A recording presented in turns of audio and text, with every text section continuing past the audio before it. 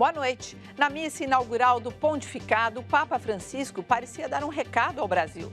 Lembrou São José e pediu mais atenção com aqueles que passam fome e sede. De acordo com a crença popular, é preciso chover no dia de São José para que o Nordeste tenha um período próspero na agricultura. A situação dos nordestinos é de calamidade. Algumas centenas de municípios da região estão sem água. O problema da seca, drama secular no Brasil, é assunto desta edição do Jornal da Cultura. E veja também os seguintes assuntos de hoje. Chuvas não dão trégua na região serrana do Rio de Janeiro e equipes de resgate encontram mais corpos. Despesas com doenças ligadas à obesidade na rede pública de saúde é quase R$500 bilhão por ano. Projeto em São Paulo sugere inspeção veicular em oficinas especializadas e devolução da taxa paga pelos motoristas. Malala, adolescente paquistanesa baleada pelo Talibã por defender o direito da mulher à educação, volta a estudar. Em 10 anos de guerra, o Iraque vive a rotina dos atentados e vê crescer a atuação da rede terrorista Al-Qaeda.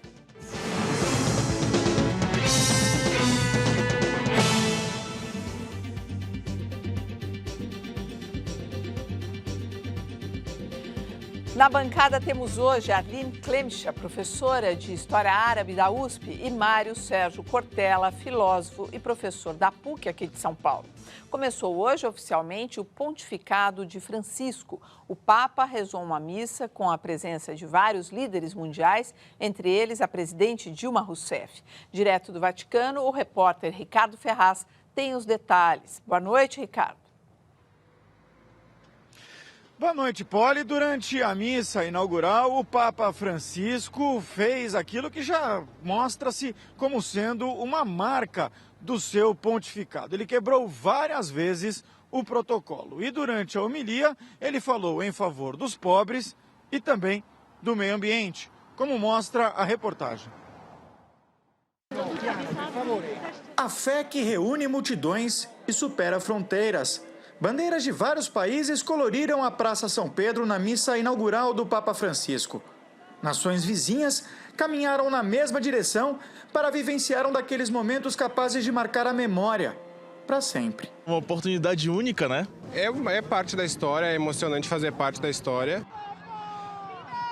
Nesse momento, o Papa Francisco saúda os fiéis na Praça São Pedro. Ele vem num carro aberto, sem nenhum tipo de proteção, e traz o delírio dos fiéis, muito diferente do seu antecessor, o Papa Bento XVI. Para onde ia, o Papa era seguido por milhares de fiéis que davam um jeito de abrir caminho no aperto da praça. Por diversas vezes, ele parou para cumprimentar os fiéis, beijou crianças e, ao ver um homem enfermo, deitado sobre uma maca, desceu do papamóvel e o benzeu. O Papa tocou e acariciou a testa dele com um calor enorme. Eu apertei a mão dele com força. Ele te transmite uma coisa grande que não se pode descrever, diz Giuseppe Scarpa, funcionário de uma instituição que cuida de doentes em Roma. A espontaneidade do Papa Francisco já representa um desafio para os seguranças do Vaticano, mas isso pouco importa para os fiéis que estão aqui na Praça São Pedro. Afinal de contas, é isso que significa ter um Papa e uma igreja próximos das pessoas. Penso que é o exemplo de Jesus. Ele foi tão próximo às pessoas. Justamente o Papa está a corresponder às expectativas daquilo que é a igreja, não é? Durante a cerimônia, Francisco recebeu o palio e o anel do pescador, símbolos do poder papal. Ao contrário de seus antecessores, ele dispensou um anel de ouro maciço e preferiu um de prata, dourado por fora. Na homilia, feita em italiano, o Papa defendeu o meio ambiente. Sejamos guardiões da criação.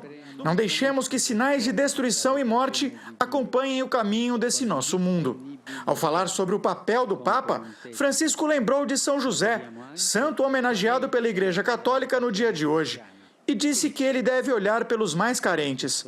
Para exercer o poder, deve olhar para o serviço humilde, concreto, rico de fé de São José. E como ele, abrir os braços para guardar todo o povo de Deus e acolher a humanidade inteira, especialmente os mais pobres, os mais fracos, os mais pequeninos, quem tem fome sede, é estrangeiro, está nu, doente ou na prisão. Após a cerimônia, o Papa recebeu os chefes de Estado que vieram acompanhar a missa, entre eles Dilma Rousseff do Brasil, com quem se reúne amanhã para uma audiência privada. Ao todo, 132 delegações internacionais mandaram representantes para o Vaticano. O prestígio de Francisco mostra um novo líder no cenário internacional.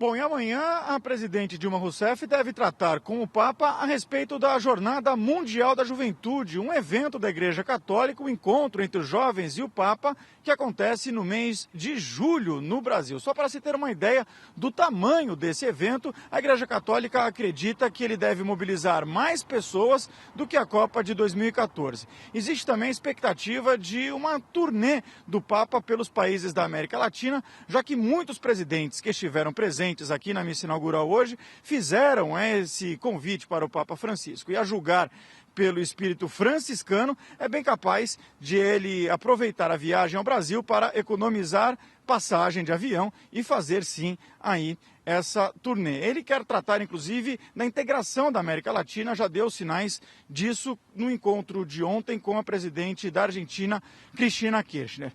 Bom, Poli, com essas informações, eu me despeço dessa cobertura exclusiva que o Jornal da Cultura preparou a respeito da sucessão do Papa Bento XVI e também da eleição do Papa Francisco.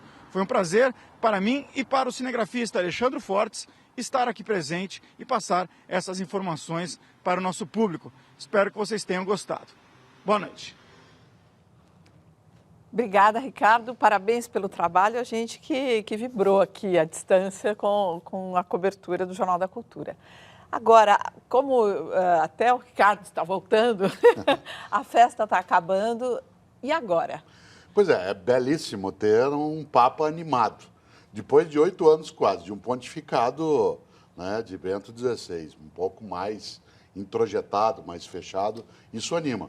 Para usar a antiga frase, o Papa é pop, um Papa jesuíta é top, além de pop, né? Porque ele coloca ali uma condição de presença, um Papa pastor, né, que passou apacentando as ovelhas, que se movimenta, que é mais ágil e, portanto, ele remonta um pouco aquela boa perspectiva dos 20 anos iniciais, né, do João Paulo II, em que havia aquela vitalidade toda. Agora, a festa, ela tem um tempo. No momento, alegria, recebe secretários de Estado, presidentes, presidentas, mas e as questões, elas estão aí no cenário. Na próxima semana é preciso lidar com a temática do Banco do Vaticano, com a nomeação da estrutura da Cúria, quem será o novo secretário de Estado, é preciso lidar com os documentos, o relatório, o dossiê encomendado por Bento XVI, então acho que é sim um momento de animação, mas, né, depois da festa tem um momento de começar a organizar outras coisas. Só alegria,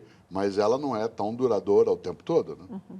Agora, o que chama a atenção no estilo desse novo Papa? Essas imagens dele ali no Papa móvel, sem a blindagem, andando tranquilamente, realmente, eu acho que é um homem destemido, né? Corajoso, não é, gente? Porque... Eu vejo uma vontade mesmo de proximidade com o seu público, os fiéis, né? Acho que andar sem a proteção, inclusive, passa essa mensagem.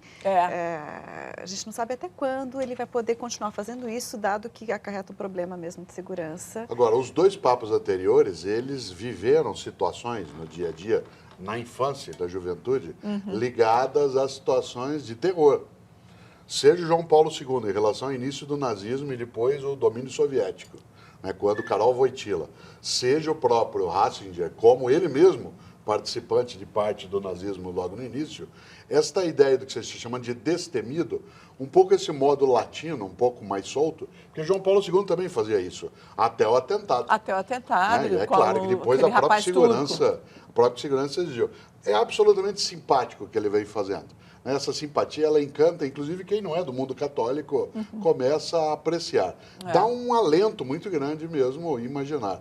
E especialmente porque, né, essa Jornada Mundial da Juventude, a primeira delas foi na Argentina. E, portanto, ele tem experiência em relação a essa questão, porque ele também juntou milhares e milhares de jovens de todo mundo lá. Agora vai ser um big evento, pelo que a gente está entendendo, não é? O Rio de Janeiro vai acolher mais de 2,5 milhões, né, de participantes numa atividade que ultrapassa, né, os outros momentos. E com esse papado, o incentivo será maior para essa participação. Seja porque ele fala português, certo? Ele também domina o nosso idioma. E ele domina outros idiomas que favorecem essa condição. Entende melhor o nosso código também local, não é? Muito próprio. E como jesuíta, é absolutamente bem preparado. É difícil não encontrar alguém do clero, formado pelos jesuítas, como é o caso dele, que não tenha essa disposição. Falar sobre pobreza, se eu, Cortella, fosse o Papa e aparecesse lá com um anel que não fosse de ouro, fosse de prata, poderia parecer hipócrita. Mas não no caso dele, porque ele já fez isso anteriormente em outras situações. Parece hipocrisia quando alguém só finge, chegou lá no cargo, agora só quer roupa branca. No caso dele, não é. Vamos ver ao fim da festa. Eu quero ver o que vai acontecer com esse Rio de Janeiro, que já não tem lugar para se hospedar hoje. Imagina durante esse grande evento, não é? O Dia de São José, lembrado pelo Papa Francisco, foi comemorado hoje no Nordeste. O principal pedido dos fiéis é o fim da seca, que castiga cerca de 10 milhões de pessoas nas regiões atingidas. Já é a pior estiagem dos últimos 50 anos. O Dia de São José é uma data decisiva para o sertanejo, de acordo com a crença popular. Chuva neste dia significa um São João de fartura. Hoje choveu um pouco em algumas cidades, mas não em Massapê, no interior da Paraíba. No dia de São José, nós costumávamos ter os campos cultivados e a gente plantando, né? Infelizmente, esse ano mudou. 1.228 municípios do chamado Polígono das Secas sofrem com a falta de chuvas e estão em situação de emergência. São quase 10 milhões de pessoas enfrentando a escassez de recursos mínimos para a sobrevivência. O problema não é novo. A seca no Nordeste é notícia na imprensa brasileira faz tempo. Nesta mesa, por exemplo, estão recortes de jornais e revistas das décadas de 1960, 70 e 80. Esta reportagem, por exemplo, foi publicada em 1983. Já esta outra foi divulgada em uma revista em 1971. Os relatos de estiagem no Brasil são muito mais antigos. Os primeiros foram feitos pelo jesuíta Fernão Cardim em 1583. Em 1909, a Inspetoria de Obras contra Secas foi o primeiro órgão criado pelo governo para combater os efeitos da falta de chuvas. Atualmente, o governo federal patrocina programas que tentam atenuar o sofrimento do sertanejo. São linhas de crédito a juros menores, oferta de carros-pipa, venda de milho a preços subsidiados para garantir a alimentação de rebanhos, bolsa estiagem de R$ 80 durante 9 meses e seguro-garantia safra, que paga R$ 1.240 para quem perdeu a lavoura. R$ 70, 80, 100, isso é esmola, o nordestino não quer isso. Isso não é cidadania, isso não é dignidade. O nordestino quer trabalho. O governo afirma que já gastou 5 bilhões de reais desde janeiro de 2012 em programas sociais e obras de infraestrutura. A soma inclui os investimentos na transposição do Rio São Francisco. O prazo para a entrega das obras era em 2012, mas nem metade do projeto foi concluído. E esse rio vem apresentando sinais de debilidade hídrica. Nós temos mais de 70 mil represas no Nordeste.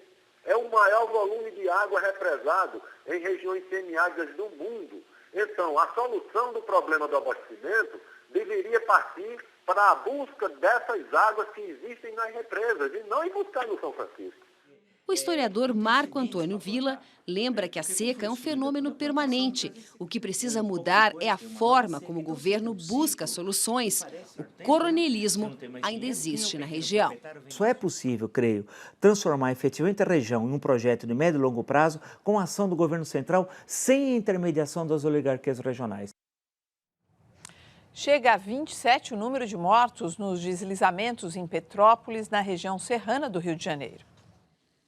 As buscas dos bombeiros continuam. 9 corpos foram encontrados hoje. 3 deles de crianças que haviam sido arrastadas até um córrego, cerca de 1 quilômetro de distância do local do deslizamento.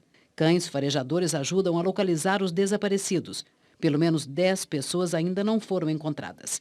São 21 pontos entre alagamentos e deslizamentos na cidade. Em alguns, o acesso é difícil e perigoso. A chuva diminuiu, caiu apenas em pontos isolados da cidade. Por isso, Petrópolis passou de estado de alerta para estado de vigilância. Por orientação da Defesa Civil, moradores estão deixando as casas. Cerca de 1.500 pessoas vivem essa situação. Ou pior, perderam tudo que tinham na chuva. Ontem, relembramos no Jornal da Cultura a tragédia que a região viveu há 2 anos, com mais de 900 mortes. E hoje, esclarecemos o caso dos prefeitos afastados por desvio de recursos federais destinados ao atendimento de vítimas e recuperação das cidades. Dermeval Barbosa Moreira Neto, de Nova Friburgo, não foi cassado, apenas afastado, mas responde a processo do Ministério Público Federal por improbidade administrativa. Jorge Mário Sedlacek, de Teresópolis, teve o mandato cassado há 2 anos, mas, curiosamente, ainda não responde a processo sobre a suposta irregularidade. A gente fica vendo essas notícias, tanto a da seca quanto agora das chuvas, e esses dinheiros que são desviados, que poderiam resolver a vida dessas pessoas. O psicopata não é aquela pessoa que não se sensibiliza com nada, com a dor do outro, ele é, né, uma pedra de gelo. Fico pensando, as pessoas são doentes, como que elas não têm compaixão com a situação e a dor do outro, que é tão explícita?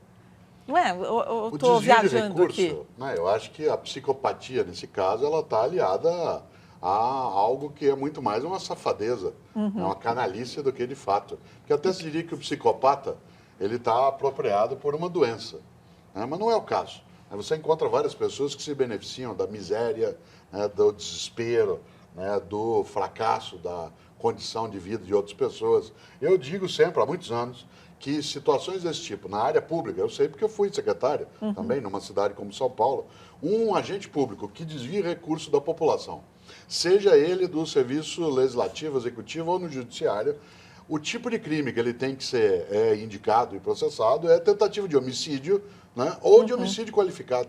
Porque todas as vezes que se colocar até desvio de recursos, fica um pouco leve para aquilo que as coisas são. É claro, são duas coisas diversas, né, os desabamentos e as enchentes na Serra, né, Fluminense e a seca no Nordeste. Mas em ambos a gente tem de novo o envolvimento histórico do mau agente público e não do bom. E se a gente não chamar pelo nome correto aquilo que é, né, um crime grave, realmente esse sistema de compensação que a pessoa faz, quer dizer, mesmo a pessoa tendo uma sanidade mental perfeita, ela consegue compensar por algum mecanismo, né, de autodefesa, dizer, não, eu vou desviar, mas assim, esse dinheiro não ia ser bem utilizado de qualquer forma. Então, eu acho que realmente deve haver algum mecanismo muito bizarro, não é? Que no fim das contas é um crime, porque leva à morte de pessoas e é consciente. Estão dizendo aqui, é uma politicopatia, então. Uma politicopatia. Ela até pode ser, você tem vários políticos que fazem exatamente o contrário, que foram capazes de cuidar das suas cidades. Políticos estão cuidando da seca no Nordeste para que a seca não chegue até a fome. Agora, não é uma coisa geral, mas a gente tem aí algo que é a ideia da impunidade. Todas as vezes que ela vem à tona, ela nos sufoca, né, em relação a esse tipo de percepção. E aí eu fico pensando na Sudene também, que a Sudene já foi extinta, foi criada, foi extinta e voltou depois, extinta no governo do Fernando Henrique, acho que 2001, e depois voltou com o governo Lula, que tem um orçamento federal, é um orçamento grande. Assim, o que acontece que a gente não consegue atenuar a dor e o sofrimento dessas pessoas? Não, e eu acho que, quer dizer, a chave está muito também no que o Vila falou, quer dizer, seria importante, então, uma ação centralizada e sem interferência das oligarquias locais, porque essa interferência é muito poderosa e na própria transposição do Rio São Francisco, a gente sabe que as denúncias apontam para o fato da água estar sendo levada para grandes fazendas, né, latifúndios, e não ali onde a população precisa. Então, essa interferência, essa corrupção, Então, essa falta de consequência nos atos que leva, que explica, né? Porque tem uma explicação. Olha, no dia 27 de janeiro de 2011, 2 semanas após a tragédia na região serrana do Rio de Janeiro, a presidente Dilma Rousseff, ao lado do governador Sérgio Cabral, anunciou a construção de 6.000 moradias para os desabrigados. Até hoje, o projeto não saiu do papel. O blog do jornalista Augusto Nunes, da revista Veja, colocou o vídeo com a promessa no ar. Vamos ver. Aqui, especificamente para a região serrana, posto que os empresários estão colocando 2.000 casas para atender a emergência, nós fizemos um cálculo, estamos colocando mais 6.000 casas para atender a emergência, fora, obviamente,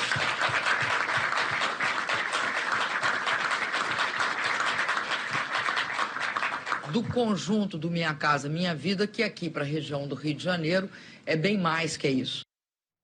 Olha, segundo a mesma fonte, agora se fala em 4.702 moradias, sendo que as primeiras só para o segundo trimestre deste ano. Então, é uma disfarçatez, como é que é o nome disso? Não sei. Então, eu acho que a gente precisa lembrar que também nós estamos, não só, claro, esquecendo a questão do governo, ela é séria em vários lugares. Mas nós nunca tivemos tantas ocorrências nessa região da Serra do Mar como a gente vem tendo nos últimos tempos.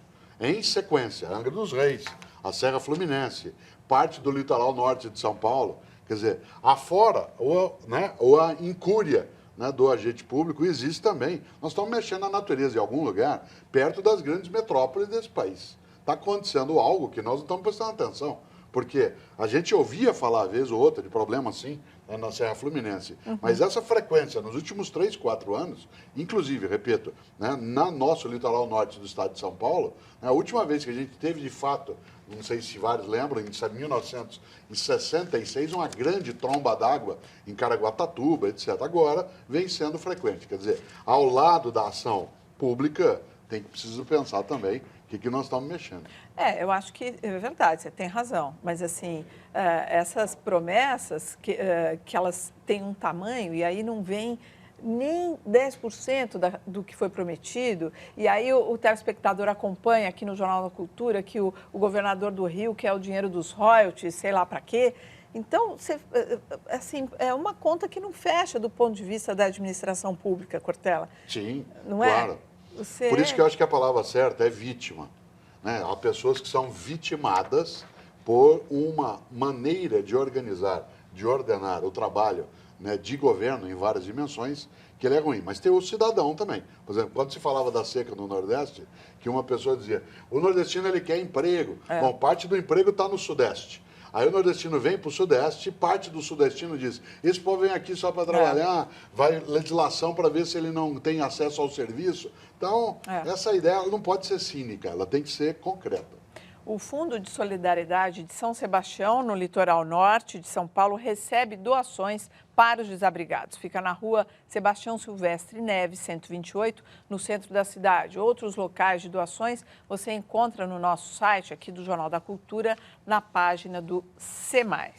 Veja a seguir, em São Paulo, o projeto de lei prevê inspeção veicular em oficinas credenciadas e devolução da taxa aos motoristas. E ainda, o custo de doenças ligadas à obesidade no Sistema Único de Saúde.